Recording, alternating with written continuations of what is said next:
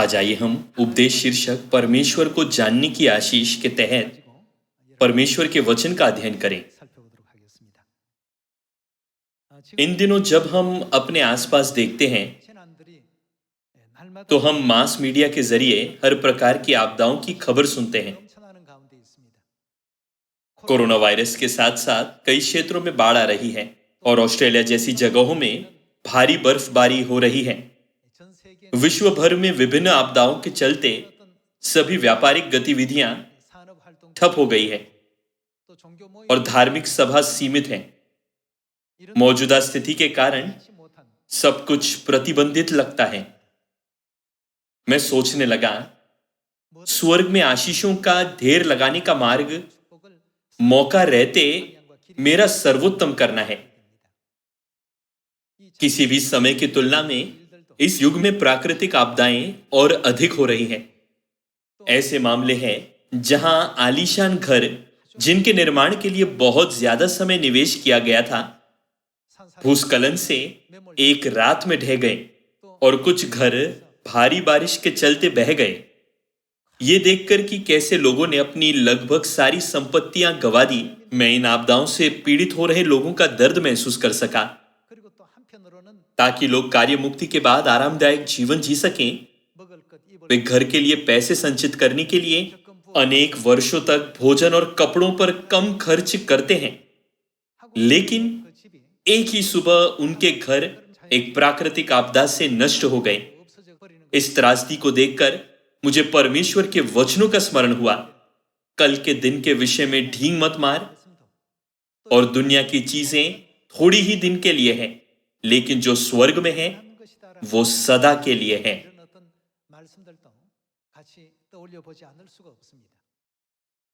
वैश्विक महामारी के चलते यहां तक कि पारिवारिक भेंट भी सीमित है। विश्व भर में हम ऐसी स्थिति का सामना कर रहे हैं जहां हम अपने पड़ोसियों से भी नहीं मिल सकते। चूंकि परमेश्वर को मानव जाति के भविष्य का ज्ञान है, इसीलिए क्या उन्होंने स्वर्ग के शानदार राज्य की, जहां ना कोई दर्द, न शोक, न विलाप और ना ही कोई मृत्यु है, सृष्टि और तैयारी नहीं की? उस शानदार दुनिया में प्रवेश करने के लिए हमें किसका मार्गदर्शन चाहिए? इस पवित्र आत्मा के युग में हमें आत्मा और दुल्हन का मार्गदर्शन चाहिए। आत्मा और दुल्हन के मार्गदर्शन के लिए सबसे पहले हमें यह जानना चाहिए कि वे कौन हैं। चूंकि परमेश्वर को मानव जाति पर आने वाली आफत का अच्छा खासा ज्ञान है, इसलिए उन्होंने एक सुंदर दुनिया अर्थात स्वर्ग का राज्य तैयार किया और वहां जाने का मार्ग खोल दिया है ताकि हम वहां जा सकें। परमेश्वर इस पृथ्वी पर स्वेच्छा से शरीर में भी आए और अब वो स्वर्ग के राज्य की ओर हम सबों की आत्माओं का मार्गदर्शन कर रहे हैं। कभी कभी परमेश्वर राहगीर बनकर और कभी कभी आम मनुष्य बनकर आए। चाहे परमेश्वर किसी भी रूप में क्यों न आए, हम सियोन की संतानों को परमेश्वर को पहचानने में सक्षम होना चाहिए। अब इस युग में भी ऐसे लोग हैं जो परमेश्वर पर विश्वास करते हैं और दूसरे ऐसे भी हैं जो विश्वास नहीं करते। ऐसे लोग हैं जिन्होंने सुसमाचार सुना और शिक्षाओं को ग्रहण किया, और ऐसे भी हैं जो समझ नहीं सके। ये इसीलिए क्योंकि जब परमेश्वर हर एक मनुष्य के सामने प्रकट होते हैं तो विभिन्न तरीकों से हमारे विश्वास को परखते हैं। जैसे यशायाह अध्याय 8 में लिखा है, जब परमेश्वर बहुत से लोगों के सामने प्रकट होंगे तो वे शरण स्थान होंगे, परंतु इसराइल के दोनों घरानों के लिए ठोकर का पत्थर और ठेस की चट्टान, और यरूशलेम के निवासियों के लिए फंदा और जाल होगा। और बहुत से लोग ठोकर खाएंगे, वे गिरेंगे और चकनाचूर होंगे, वे फंदे में फंसेंगे और पकड़े जाएंगे।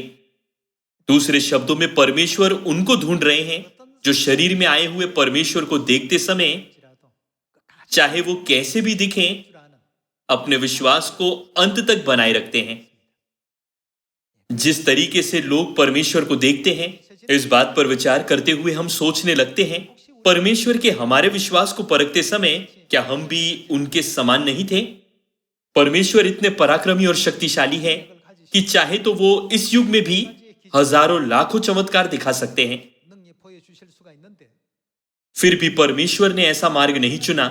इसके बदले अब परमेश्वर दीन रूप में चुपचाप हमारा मार्गदर्शन कर रहे हैं। जब तक परमेश्वर शरीर में है, वो प्रत्येक व्यक्ति के विश्वास को परख रहे हैं। 3500 वर्ष पहले इस्राएली मिस्र से बाहर निकले और कनान की ओर चले। जब वे जंगल में थे, तब व्यवस्था विवरण अध्याय 8 में परमेश्वर ने उनसे क्या कहा? परमेश्वर ने कहा कि उन्होंने इस्राएलियों को यह देखने के लिए उस परिस्थिति में डाला था कि वे परमेश्वर पर विश्वास रखते हैं या नहीं। कभी कभी परमेश्वर ने उन्हें सूखी भूमि में से ले जाकर नम्र बनाया। कभी कभी परमेश्वर उन्हें बंजर भूमि में ले आए जहां खाने के लिए कुछ नहीं था, और अन्य समयों में उन्होंने उनको बहुतायत से भोजन दिया और पीने के लिए चट्टान से पानी निकाला। 40 वर्षों की अवधि में परमेश्वर ने विभिन्न परिस्थितियों के जरिए यह देखा कि उनकी संतान किस तरह से बर्ताव करके अपनी स्थितियों से निपटेगी। जंगल में 40 साल की यात्रा एक छाया के रूप में कार्य करती है, और विश्वास का जंगल जिसमें अब हम चल रहे हैं उसकी वास्तविकता है। वास्तव में अब हम स्वर्ग के राज्य की ओर चलते हुए विश्वास का जीवन जी रहे हैं। परमेश्वर ये देखना चाहते हैं कि हम परमेश्वर को कितना जानते हैं, और यह कि किसी भी परिस्थिति के बावजूद अपने विश्वास को बनाए रखेंगे या नहीं। अब्राहम ने परमेश्वर को पहचाना और ग्रहण किया। जक्कई ने परमेश्वर को पहचाना और ग्रहण किया। सूबेदार ने परमेश्वर को पहचाना और ग्रहण किया। जब मरियम ने परमेश्वर को पहचाना और जटामासी का इत्र लेकर मसीह के पांवों पर डाला, तो उन्होंने कहा कि जहां कहीं यह सुसमाचार प्रचार किया जाएगा, वहां उसके काम का भी वर्णन किया जाएगा। कितने धन्य थे परमेश्वर को पहचानने वाले लोग। उनके जरिए परमेश्वर हम इस युग में रहने वालों को बहुमूल्य सबक सिखा रहे हैं। इस समय आइए हम पहला पत्रस अध्याय 2 खोलते हुए अपने आप को इस शिक्षा का स्मरण कराएं। पहला पत्रस अध्याय 2 आयत 6। इस कारण पवित्र शास्त्र में भी आया है, देखो मैं सियोन में कोने के सिरे का चुना हुआ और बहुमूल्य पत्थर धरता हूं, और जो कोई उस पर विश्वास करेगा वो किसी रीति से लज्जित नहीं होगा। ऐसा लिखा है कि जो उन पर विश्वास करेगा वो किसी रीति से लज्जित नहीं होगा। इसके विपरीत विश्वास न करने वालों के लिए लज्जा, घृणा और अनंत दंड इंतजार कर रहे हैं। अतः तुम्हारे लिए जो विश्वास करते हो वो तो क्या है? बहुमूल्य है। तुम्हारे लिए जो पृथ्वी पर शरीर में आए हुए परमेश्वर पर विश्वास करते हो वो तो बहुमूल्य है। पर जो विश्वास नहीं करते उनके लिए जिस पत्थर को राजमिस्त्रियों ने निकम्मा ठहराया था वही कोने का सिरा हो गया है, और ठोस लगाने का पत्थर और ठोकर खाने की चट्टान हो गया है, क्योंकि वे तो वचन को न मानकर ठोकर खाते हैं, और इसी के लिए वे ठहराए भी गए थे। विश्वास करने वालों और अविश्वासियों के बीच बड़ा अंतर है। विश्वास करने वाले परमेश्वर को जानने वाले लोग हैं। जब परमेश्वर ने अब्राहम को दर्शन दिया तो उसने उनकी सेवा कैसे की? जक्कई ने परमेश्वर के साथ कैसा बर्ताव किया? 12 वर्ष से लहू बहने के रोग से पीड़ित स्त्री ने मसीह के साथ कैसा बर्ताव किया? सूबेदार ने परमेश्वर के साथ कैसा बर्ताव किया? मरियम ने परमेश्वर के साथ कैसा बर्ताव किया? ऐसे लोग हैं जो परमेश्वर को जानते हैं और ऐसे भी जो परमेश्वर को नहीं जानते। जो विश्वास करते हैं उनके लिए परमेश्वर उनका धन है, लेकिन विश्वास न करने वालों के लिए परमेश्वर ठोकर का पत्थर और ठेस की चट्टान, फंदा और जाल होंगे। जैसे वे स्वर्ग में प्रवेश करने की कोशिश करेंगे, उनके आसपास सब कुछ ठोकर का पत्थर बनेगा। आइए हम उत्पत्ति अध्याय 18 आयत 1 देखें। अब्राहम ममरे के बांज वृक्ष के बीच कड़ी धूप के समय तंबू के द्वार पर बैठा हुआ था। तब यहोवा ने उसे दर्शन दिया। उसने आंख उठाकर दृष्टि की तो क्या देखा कि 3 पुरुष उसके सामने खड़े हैं। परमेश्वर शरीर में होकर अब्राहम के घराने से भेंट करने आए। जब उसने उन्हें देखा तो वो उससे भेंट करने के लिए तंबू के द्वार से दौड़ा और भूमि पर गिरकर दंडवत की। हे प्रभु, यदि मुझ पर तेरी अनुग्रह की दृष्टि है तो मैं विनती करता हूं कि अपने दास के पास से चले न जाना। मैं थोड़ा सा जल लाता हूं और आप अपने पांव धोकर इस वृक्ष के नीचे विश्राम करें। फिर मैं एक टुकड़ा रोटी ले आऊं और उससे आप अपने अपने जीव को तृप्त करें, तब उसके पश्चात आगे बढ़े, क्योंकि आप अपने दास के पास इसीलिए पधारे हैं। उन्होंने कहा, जैसा तू कहता है वैसा ही कर। तब अब्राहम तुरंत तंबू में सारा के पास गया और कहा, 3 सा मैदा जल्दी से गूंद और फूल के बना। फिर अब्राहम गाय बैल के झुंड में दौड़ा और एक कोमल और अच्छा बछड़ा लेकर अपने सेवक को दिया और उसने जल्दी से उसे पकाया। तब उसने दूध और दही और बछड़े का मांस जो उसने पकवाया था लेकर उनके आगे परोस दिया और आप वृक्ष के तले उनके पास खड़ा रहा और वे खाने लगे। इस आयत में अब्राहम ने परमेश्वर के साथ कैसा बर्ताव किया? क्या उसने परमेश्वर की सेवा करके उनसे विशेष आशीष नहीं पाई? परमेश्वर ने उसे आशीष दी और कहा, मैं तेरे वंश को आकाश के तारागण के समान अनगिनत करूंगा। उसे अपने वंश को आगे बढ़ाने के लिए इसहाक दिया गया और बहुत अनुग्रह और आशीष पाई। अब्राहम परमेश्वर को जानता था और बड़े आदर के साथ उनकी सेवा भी की। हम बाइबल के जरिए इस बात की पुष्टि कर सकते हैं। जब परमेश्वर शक्तिशाली रूप में आए थे तो किसी ने भी संदेह नहीं किया कि परमेश्वर कौन है। इजरायलियों के मामले में भी जब परमेश्वर ने शक्ति से गर्जन और बिजली की आवाज में बात की तो हर किसी ने परमेश्वर की आज्ञा मानी। भय से कांपते हुए उन्होंने मूसा से कहा, परमेश्वर हमसे बातें न करे, उनसे किसी भविष्यवक्ता के जरिए हमसे बातें करने के लिए कहो।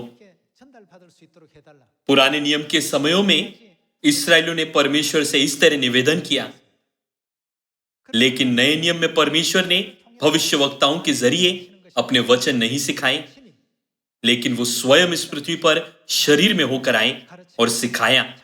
ये स्वर्ग में प्रवेश करने का मार्ग है। आज भी परमेश्वर स्वयं बाइबल की सारी शिक्षाओं के जरिए सभी संतानों को जागृत कर रहे हैं।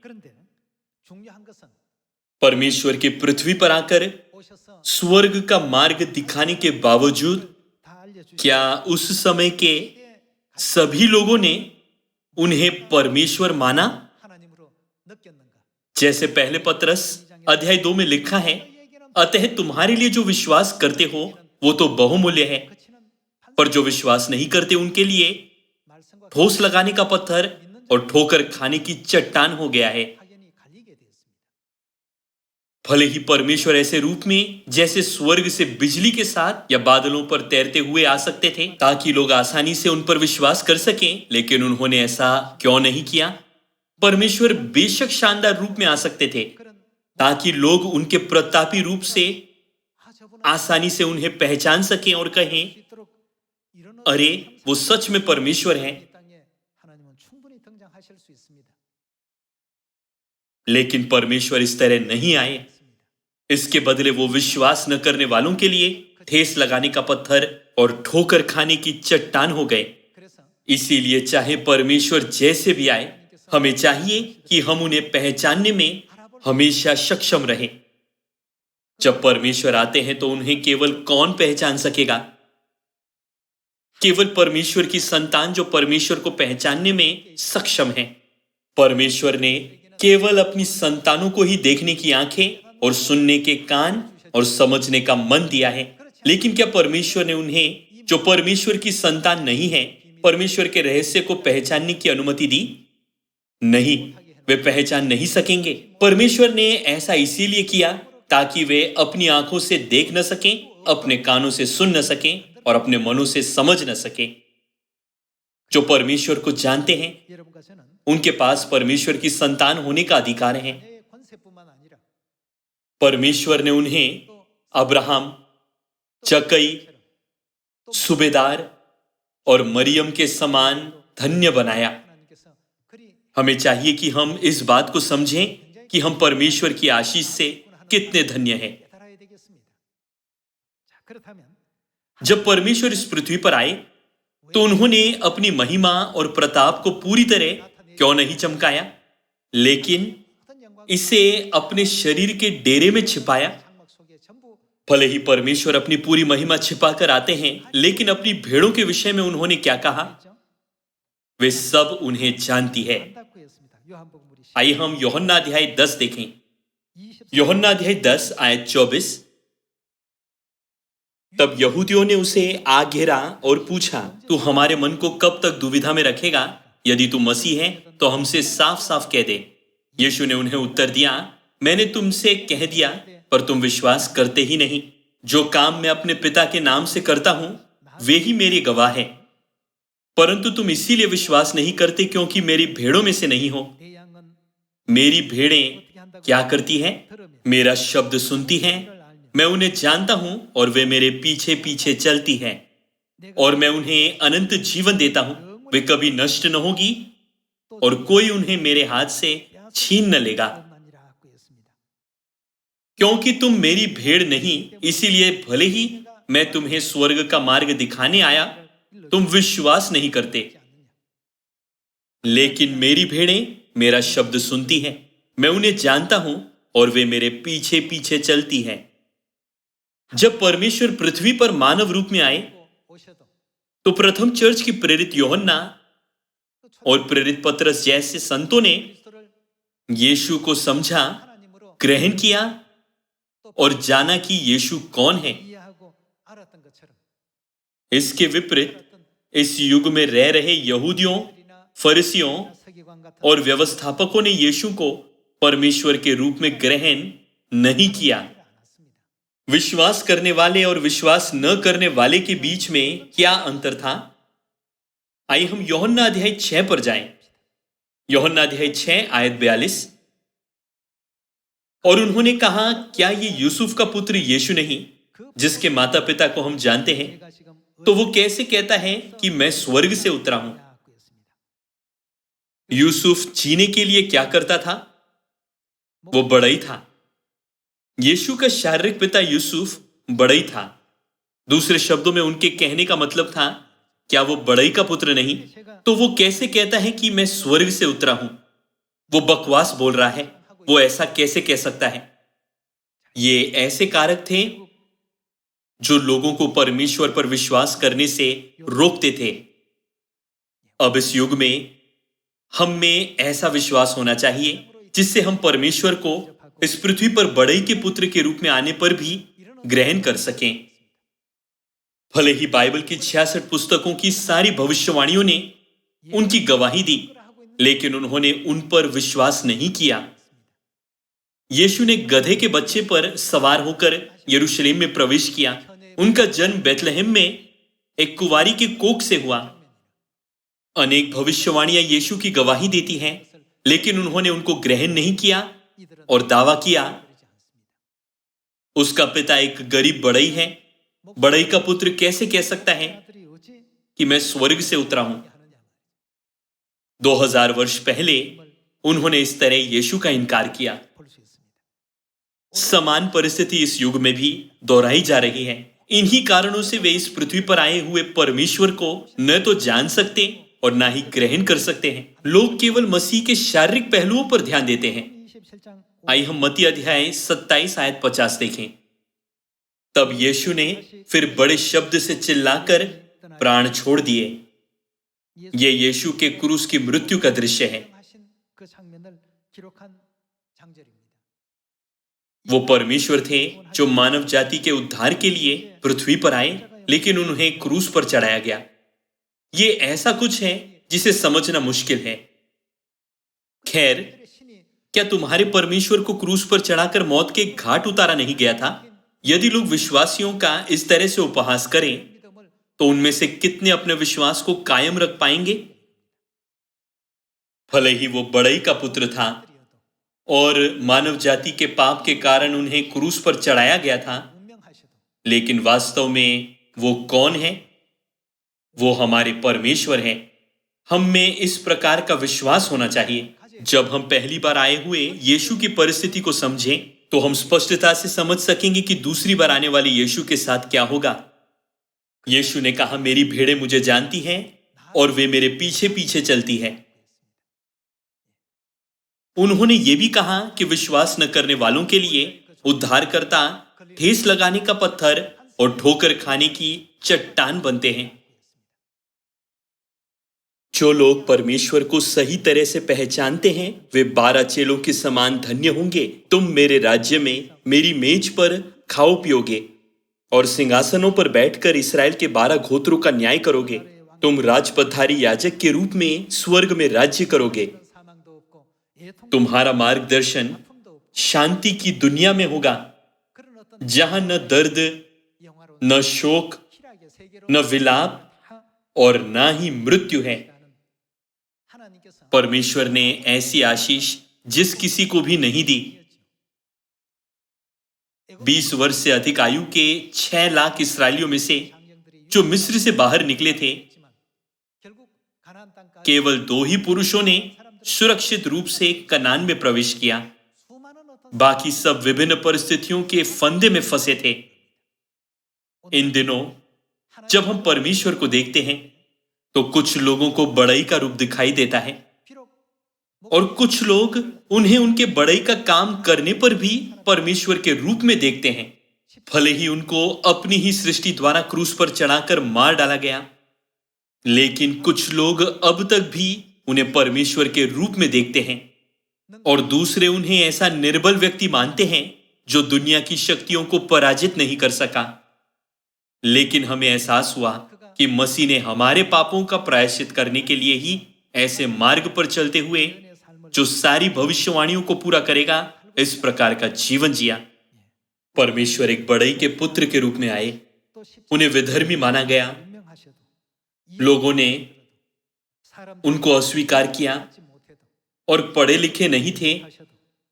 उनके परिवार ने उन्हें पागल समझकर उन पर विश्वास नहीं किया और उन्हें पकड़ने की कोशिश की। इसके अतिरिक्त लोगों ने उन पर विश्वास करने वालों को भी निरंतर सताया। फिर भी इन सब के बावजूद वो कौन थे? वो हमारे परमेश्वर थे। फिर भी जब कभी लोग यीशु को देखते थे तो सोचते थे, यदि वो परमेश्वर हैं तो उसको इतनी बुरी तरह क्यों सताया जाता है? यदि वो परमेश्वर है तो उसके अपने परिवार उस पर विश्वास क्यों नहीं करते? यदि वो परमेश्वर है तो उसका अपना ही परिवार कैसे कह सकता है कि वो पागल है? क्या वो शक्तिहीन पुरुष नहीं था जिसे दुनिया के लोगों ने आसानी से क्रूस पर चढ़ा दिया? हमारे परमेश्वर, जिन्होंने आकाश और पृथ्वी की सृष्टि की, सर्वशक्तिमान है और हर प्रकार के अद्भुत कार्य और चमत्कार कर सकते हैं। लेकिन जब लोगों ने उन्हें पृथ्वी पर शरीर में आकर कार्य करते देखा, तो वे उनकी आंखों में बहुत निर्बल और दरिद्र लगे। क्या वो सच में सर्वशक्तिमान परमेश्वर हैं? प्रथम चर्च के दिनों में ऐसी परिस्थितियां थी जिनसे उनकी आंखें ऐसी बंद कर दी गई थी कि वे परमेश्वर को पहचान न सकें।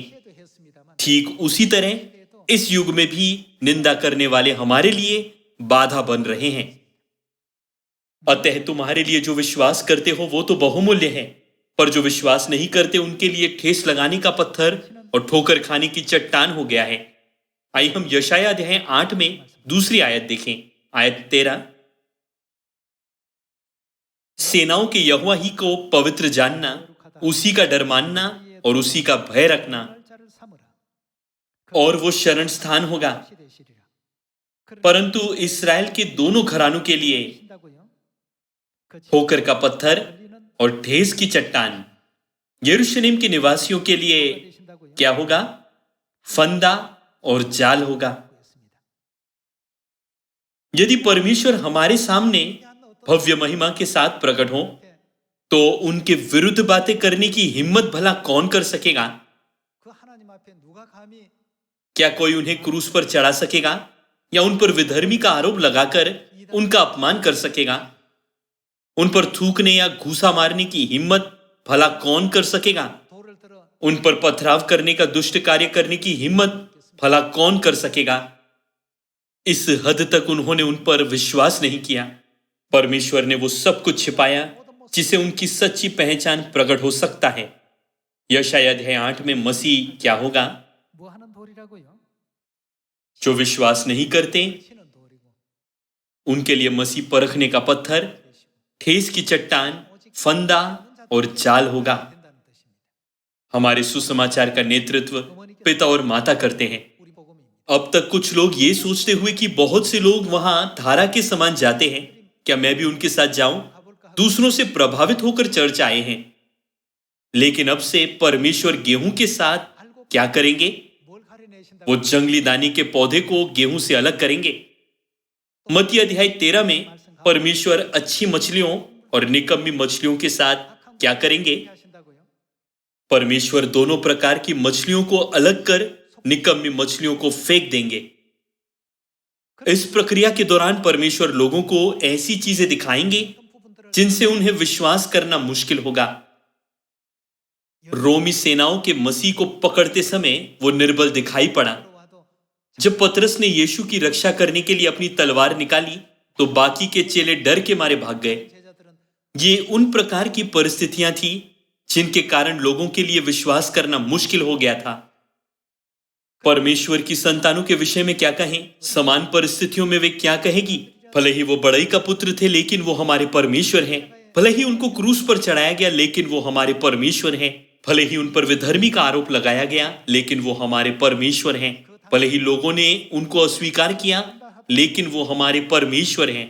भले ही वो पढ़े लिखे नहीं थे लेकिन वो हमारे परमेश्वर हैं। भले ही उनका अपना शारीरिक परिवार था लेकिन वो हमारे परमेश्वर हैं। भले ही उनको सताया गया लेकिन वो हमारे परमेश्वर हैं। भले ही उनके परिवार ने उन्हें पागल समझा लेकिन वो हमारे परमेश्वर हैं। बाइबल यीशु के प्रथम आगमन में घटित हुई हर बात का अभिलेख क्यों देती है? हमें चाहिए कि हम इस बात पर गौर करें। परमेश्वर आदि से अंत को देखते हैं। क्या आपको लगता है कि बाइबल में परमेश्वर ऐसी किसी भी शिक्षा या वचन डालेंगे जो अपनी संतानों के उद्धार के लिए अनावश्यक हैं? परमेश्वर को ग्रहण कर अब्राहम धन्य हुआ। परमेश्वर को ग्रहण कर पतरस धन्य हुआ। परमेश्वर को ग्रहण कर जक्कई धन्य हुआ। परमेश्वर को ग्रहण कर लहू बहाने के रोग से पीड़ित स्त्री धन्य हुई। परमेश्वर को ग्रहण कर सूबेदार धन्य हुआ। उन सबों ने परमेश्वर को ग्रहण किया और धन्य हुए। उनका दृष्टिकोण दुनिया के दृष्टिकोण से अलग था। लोगों की आंखों में वो साधारण दिखे। यह मनुष्य भला कैसे परमेश्वर हो सकता है? क्या वो बड़ई सच में परमेश्वर है? ये अशिक्षित था, इसे विधा कहां से मिली? सरल भाषा में कहें तो उन्होंने उनका अपमान और तिरस्कार किया। उन्होंने यीशु को कोई शक्तिहीन मनुष्य समझकर तिरस्कार किया। फिर भी यूहन्ना ने क्या कहा? वो परमेश्वर हैं जो आदि से वचन है। वो देहधारी हुए और हमारे बीच निवास किया। ये मनुष्य यीशु मसीह है। पतरस ने क्या कहा? तू जीवते परमेश्वर का पुत्र मसीह है। प्रेरित पौलुस के विषय में क्या कहें? वो परमेश्वर का स्वरूप है। वो सर्वशक्तिमान परमेश्वर है। यीशु की पृथ्वी पर रहते समय अपने विभिन्न पहलुओं को दिखाने के बावजूद प्रथम चर्च के चेलों और ईमानदार लोगों ने यीशु को पहचाना और परमेश्वर माना। वे उन्हें लाचार अवस्था में ले गए और शक्तिहीन दिखे। इसके बावजूद प्रथम चर्च के संतों ने कहा, जिसने परमेश्वर के स्वरूप में होकर भी परमेश्वर के तुल्य होने को अपने वश में रखने की वस्तु न समझा, वरन अपने आप को ऐसा शून्य कर दिया और दास का स्वरूप धारण किया और मनुष्य की समानता में हो गया और यहां तक आज्ञाकारी रहा कि मृत्यु, क्रूस की मृत्यु भी सह ली। प्रथम चर्च के इतिहास के जरिए हम देख सकते हैं कि मसीह को लेकर उनमें किस प्रकार की समझ थी। इस अंतिम युग में परमेश्वर की भेड़ों को चाहिए कि वे परमेश्वर के शब्द को सही रूप से समझें और परमेश्वर के तैयार किए हुए स्वर्ग के अनंत राज्य को विरासत में पाएं। जितना ज्यादा सदस्य आते हैं चर्च उतना ही ज्यादा विकसित होता है। जैसा चर्च विकसित होता है वैसे ही सभी देशों को सुसमाचार प्रचार किया जाता है। परिणाम स्वरूप विभिन्न परिस्थितियां उत्पन्न होगी। हमारे पिता और माता इस पृथ्वी पर आए हैं। 이 땅에 오신 어머니, पिता हमारे अनंत पिता हैं 영원하신 और माता हमारी अनंत माता हैं। 어머니십니다. कोई फर्क नहीं पड़ता कि दुनिया के लोग हमारी कितनी निंदा करते हैं। 하는 말을 한다 할지라도 ये तथ्य कभी नहीं बदलता कि हमारे स्वर्गीय पिता और माता ही वे हैं 낳으셨고 जिन्होंने हमारी आत्माओं को जन्म दिया 우리 영혼을 낳아 और अब हमें बढ़ा रहे हैं। आइए हम मत्ती अध्याय 11 आयत 2 पर जाएं। यूहन्ना ने बंदीगृह में मसीह के कामों का समाचार सुना और अपने चेलों को उससे यह पूछने भेजा, क्या आने वाला तू ही है या हम किसी दूसरे की बाट जो हैं? यीशु ने उत्तर दिया, जो कुछ तुम सुनते हो और देखते हो वो सब जाकर यूहन्ना से कह दो कि अंधे देखते हैं और लंगड़े चलते फिरते हैं, कोढ़ी शुद्ध किए जाते हैं और बहरे सुनते हैं, मुर्दे जिलाए जाते हैं और कंगालों को सुसमाचार सुनाया जाता है। 든지 और धन्य वो है जो मेरे कारण 하는 자가 ठोकर न खाए। 하시니라 그랬습니다. चाहे मैं दिखने में कैसा भी लगूं या किसी भी प्रकार के परिवेश में प्रकट होता हूं, तुम मुझे क्या कहते हो? ऐसे लोग थे जिन्होंने उनको सर्वशक्तिमान परमेश्वर के रूप में देखा। जब लोगों ने यीशु की थोड़ी सी भी निंदा की तो यूहन्ना और याकूब ने कहा, हे प्रभु, क्या तू चाहता है कि हम आज्ञा दें कि आकाश से आग गिरकर उन्हें भस्म कर दें?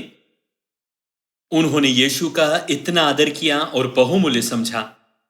पतरस और पौलुस के साथ भी ऐसा ही था। 마찬가지였고 यह विश्वास का वो मार्ग था जिस पर प्रथम चर्च का मार्गदर्शन करने वाले सुसमाचार के सभी भविष्यवक्ता चले।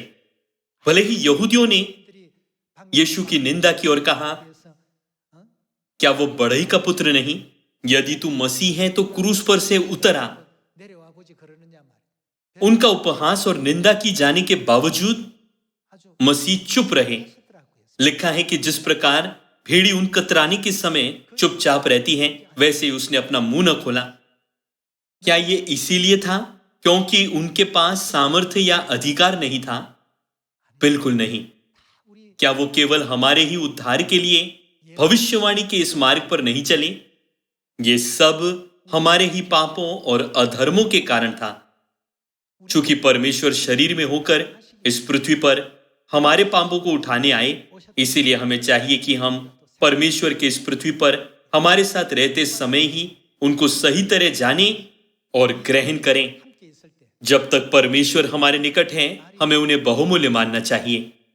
जब तक हमारे पास हमारे बीच निवास कर रहे हैं, परमेश्वर की सेवा करने का समय है। 있을 때 आइए हम जक्कई, मरियम, पतरस, यूहन्ना और याकूब के समान परमेश्वर का आदर करें, आशा करते हुए कि आप परमेश्वर की महिमा और आदर का कारण बनेंगे। मैं आज का उपदेश समाप्त करना चाहूंगा। 오늘 말씀 आपका बहुत बहुत धन्यवाद।